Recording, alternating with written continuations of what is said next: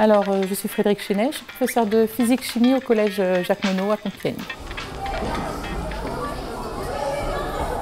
L'objectif de la séance d'aujourd'hui, c'était de réaliser l'attaque du fer par l'acide chlorhydrique et puis d'identifier les produits qui se formaient lors de cette attaque.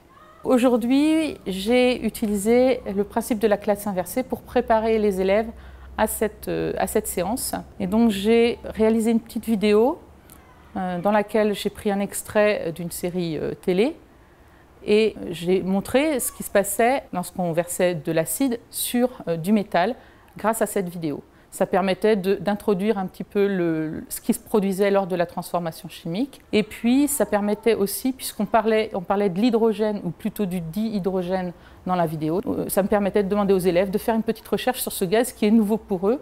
Ils ont déjà étudié en 5e le dioxyde de carbone, en 4e un autre gaz, le dioxygène, et cette année, donc c'est le dihydrogène. Et ça leur permettait de regarder, puisque j'avais inséré un lien pour aller sur Wikipédia, ça leur permettait de retrouver le test d'identification du dihydrogène qu'on a réalisé aujourd'hui. À la maison, l'élève devait visualiser la vidéo, devait répondre à quelques questions simples sur ce qu'il avait compris de la vidéo et devait faire une petite recherche sur la caractérisation du dihydrogène et sa formule chimique. Je regarde une vidéo sur YouTube que je note dans mon cahier pour après je la prends et qu'on puisse faire les exercices en cours pour que si on a des questions à lui poser, on puisse voir ça ensemble. Le fait de travailler en regardant des vidéos sur YouTube, ça permet de faire des pauses et de pouvoir noter dans notre cahier à notre allure sans être forcément distrait par le voisin ou par la classe en général. Posez ça là et vous mettez une goutte de solution de nitrate d'argent. Inclinez bien le flacon pour faire passer pour vider la solution de nitrate d'argent. Donc par rapport à ce que j'avais vu la dernière fois sur la vidéo que je suis allée voir sur YouTube, donc je retrouve bien les informations, les tests et tout ce qui est utile pour faire le cours, enfin les exercices, les méthodes et c'est plutôt bien. Je trouvais que les élèves, quand je leur donnais des exercices à faire, ils étaient toujours...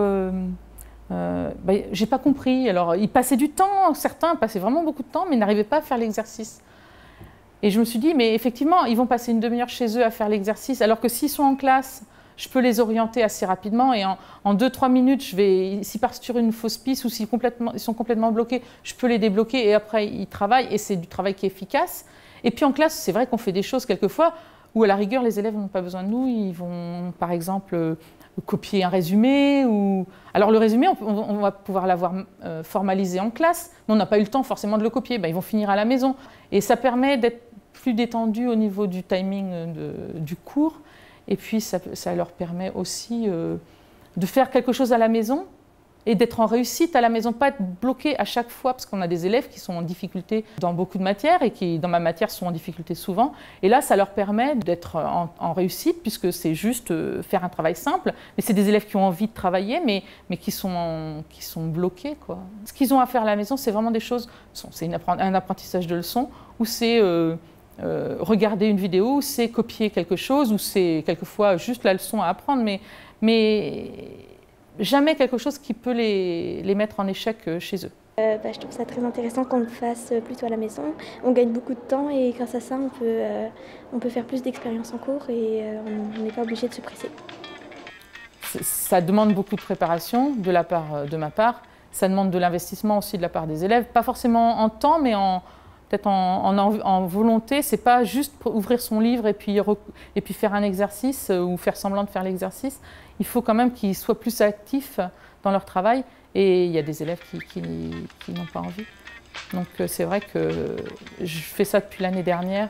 C'est l'année dernière que j'ai commencé à utiliser la classe inversée et c'est vrai qu'il y a des classes où ça ne marche pas.